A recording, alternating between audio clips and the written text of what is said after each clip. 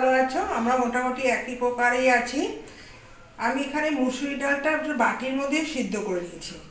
মুসুরি ডাল সিদ্ধ সকলেরই ভালো লাগে, মাঝে মাঝে না ডাল খেতে ভালো লাগে না। তার দিয়ে কী করব ভেবেছি, একটু মুসুরির ডাল, কাঁচা লঙ্কা দিয়ে আর একটু পেঁয়াজ দেবো না, সঙ্গে দিচ্ছি একটু টমেটো, যেহেতু মুসুরি ডালের সিদ্ধর মধ্যে না টক টকটা বেশি ভালো লাগে। এর মধ্যে আমি ডালটাকে বসিয়ে দিয়েছি, তা অল্প একটু নুন দিচ্ছি আর কাঁচা তেল দিচ্ছি।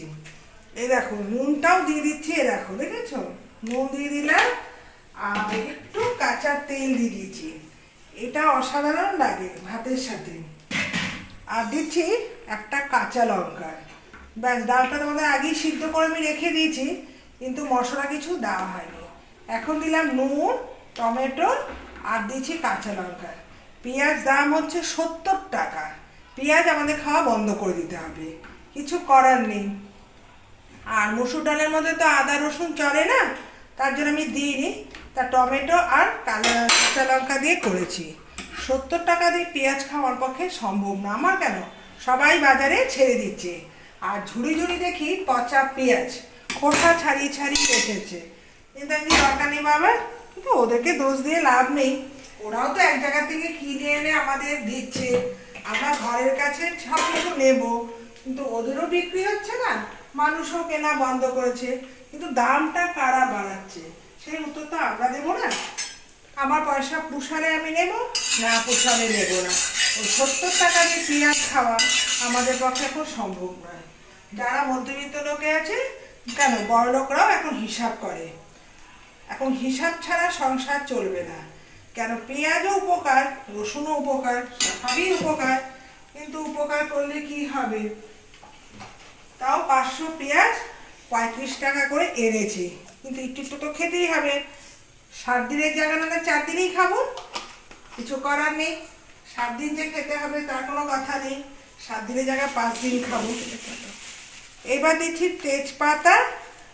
অবস্থা দেখেছো, বুড়ো হয়ে গেছে, দেখো ফেলতে মায়া লাগে, কিছুই ফেলা যায় না। আমাদের মায়া জগতে মায়া বেড়ে যাচ্ছে, ফেললেই যেন কষ্ট। না, জামা কাপড় পুরোনো হলে রেখে দিই, মশলাপাতি একটু হয় ধুয়ে মুছে যতটা ফেলে টেলে রান্না করি। তাহলে এখানে কী কী দিচ্ছি, জিরে ফোড়নটা দেবো। হ্যাঁ, জিরে মানে দিয়েছি, ভুলে গেছি, না দিইনি। যাই হোক, জিরে দিচ্ছি। আর এবার দেবো আলু, আলুটাও দিয়ে দিচ্ছি। মোচাটা আজকে করবো চাল দিয়ে আর বেসন দিয়ে। এই দেখো গোবিন্দভোগের চালটা আমি ভিজিয়ে জলটাকে ছাড়িয়ে রেখেছি। আর গোবিন্দভোগের চালটাকে দারুণ ছোট ছোট দানা থাকে, হ্যাঁ দেখেছো? দেখো গোবিন্দভোগের চাল, যেহেতু মোচাটাও অল্প, আর চাল যেন ভাত হয়ে যায় না, যেন কেন চালটা যখন ভাজবো তখন ওটা থেকে কী হবে, ভাতে রাখা হবে।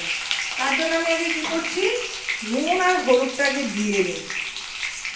নুনটাও দিয়ে দিলাম, আর বাকিটা দিতে হবে। নুনটা বেশি পড়লো না কম পড়লো, রান্নার শেষে একবার টেস্ট করে দেখতে হবে কোন রান্নাটা কী হলো।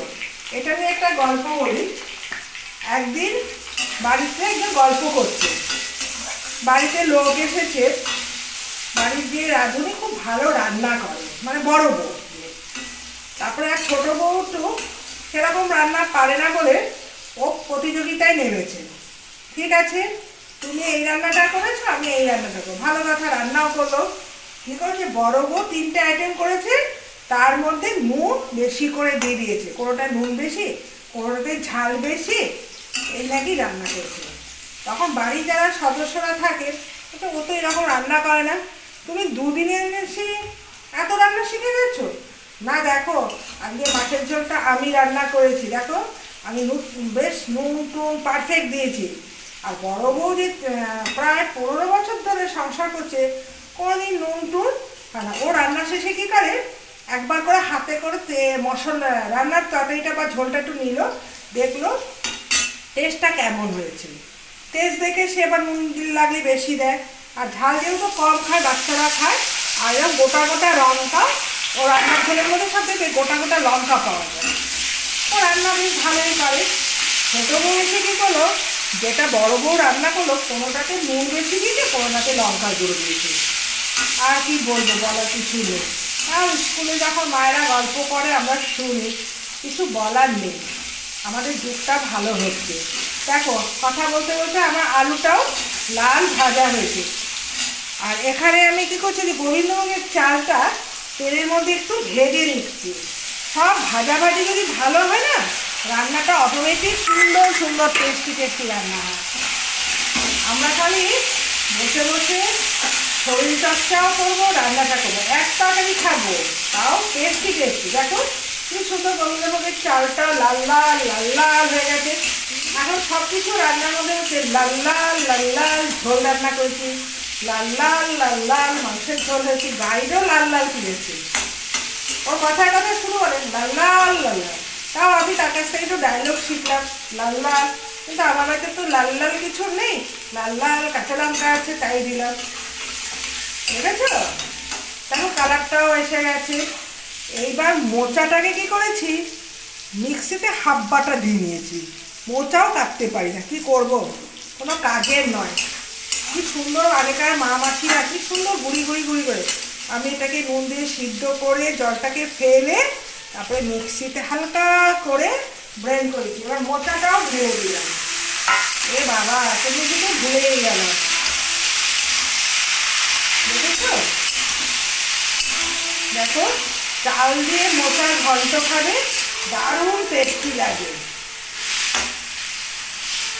আমি একটা জিনিসকে খুব ভুলে গেছি, কি বলতো, ওপর দিয়ে যদি একটু বেসন ছিটিয়ে দেওয়া যায়, তেলটাও কম লাগে, আর যে জলটা থাকে সুন্দর টেনে নেয়। আগে দেখতাম আটা দিত, এখন আটার থেকে না ময়দাটা দারুণ লাগে। আমরা দেখতাম চাটনির মধ্যে বা একটু জল জল থাকছে না, মোচাতে দেখবে একটু জল আছে। এটাকে একদম যত তুমি টানাবে টেস্টটা তত বাড়াবে। আর বেসনটা দেওয়া হচ্ছে এই কারণে, এর মধ্যে তো আমাদের জল দেওয়া যাবে না। মোচার ঘন্ট যত মাখো মাখো হবে, টেস্টটা তত সুন্দর হবে। দেখো বন্ধুরা, আজকে থেকে আবার বৃষ্টি নামলো। কি বলবো, গরিবরা যে টুকিটাকি জিনিস ব্যবসা করে, তারা ভগবান চায় না তারা একটু উঠে দাঁড়াক। কি বলবো, কেউ ভেবেছে রোলের দোকান দেবে, কেউ বলছে চাউমিনের দোকান দেবে, কেউ বলছে ফুচকার দোকান দেবে, ছোটো ছোটো প্যান্ডেল করবে। দিচ্ছি একটু জিরে ধরে গুঁড়ো, আর দেবো মিষ্টি। মোচা ঘন্ট কিন্তু মোর হয়, দেখেছো? চিনি দিলে জিনিসটা লালও হয়, খেতেও একটু মিষ্টি মিষ্টি, একটু ঝাল ঝাল, একটু টক টক। এখানে কিন্তু হলুদটা দেখলাম কম হয়ে গেছে, না হলে না সাদা সাদা লাগছে, তাই একটু হলুদটা দেখছি কম লাগছে।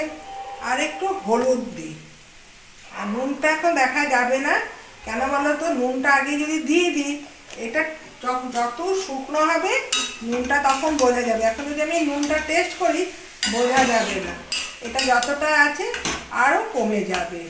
আর এখানে যেহেতু আলু টালু দিয়েছি, চালটা দিয়েছি, এগুলো কী হবে, একটু গ্যাসটা কমিয়ে কমিয়ে করবে। তাহলে যে চালটা দেখো কি সুন্দর গোল গোল হয়ে ফুলে উঠছে। গোবিন্দভোগে যেন খিচুড়ি খেতে খুবই ভালো লাগে, পায়েস খেতে। আমরা যখন দুধের মধ্যে চালটা দিই, সুন্দর পায়েসের যে চালটা ফুটে ওঠে, এটারও ঠিক দেখবে। এই দেখো চালটা কতটা দিয়েছে, কতটা ফুলে উঠেছে। এই চাল দিয়ে মানে মোচার ঘন্ট খেতে দারুণ ভালো লাগে। একদিন একটা হোটেলেও দেখেছি, মোচার মধ্যে একটু বেসন দিয়েছে এরকম চাল দিয়ে। আজকে এসে আমি ওই দোকানের স্বাদের মতন করে মোচা রান্না করছি। ব্যাস, এটা হতে থাকুক। আর সামনেই পুজো এসে যাচ্ছে, আর বৃষ্টির সংখ্যা বেড়ে যাচ্ছে, আর এখন আলু পেঁয়াজের দাম বেড়ে যাচ্ছে। ওদের সঙ্গে যদি একটু কথা বলি, ওরা প্রচণ্ড মাথা গরম করছে। যখন 5,000 বা বাচ্চাদের 1,000 টাকার উপর জামা কিনছো, তখন তোমাদের দোষ হয় না। তোমরা বাজারে এসে সেখানে জিনিস কিনবে না আর আমাদের সঙ্গে ঝগড়া করবে। আরে না বাবা, ঝগড়া টগড়া আমি করিও না। আমি তো দেখোই, যারা ঝগড়া করছে তাদেরকে বলুন, বাজারে এত পেঁয়াজের দাম বেড়ে গেছে, এত আলুর দাম বেড়ে গেছে, হ্যাঁ, সবজি বাজার আনছে, বিক্রি হচ্ছে না। দেখো ভাই, ও আরেকজন ভদ্রলোক এসেছে বাজার করতে। উনি আগে খুব খাবার খেত, উনি বাইরে বাইরে থাকতো, চেহারাও বড় সড়ো। এখন সেই দোকানে গল্প করছে, চেহারাটা দেখেছে, কিচ্ছু খেতে পারি না। কেন? ওষুধ খাই। আমি আমার স্ত্রী খালি ওষুধ খাই। কারণ ও দুই মেয়ে না বাইরে থাকে, চিন্তাতে চিন্তাতে তাদের বিভিন্ন রোগ এসে গেছে। তাহলে কোথায় মানুষ যাবে বলো? এককালে আমরা পয়সার জন্য ছুটে বেড়াই, একবার ভাবছি একটু সুখে থাকবো, সেসব আমাদের রোগ এসে যায় নানান চিন্তাতে। নানাই ভালো থাকো, সামনে পুজো আসছে, বিষ্ণুদের সময় আনন্দ করে নেওয়াটাই ভালো। হ্যাঁ, আর আমাদের ছোটরা যে যেভাবে থাকে, বড়রা সবাই মিলে আনন্দ ফুর্তি করাটাই আমাদের ভালো। আর রোগের কথা চিন্তা না থেকো,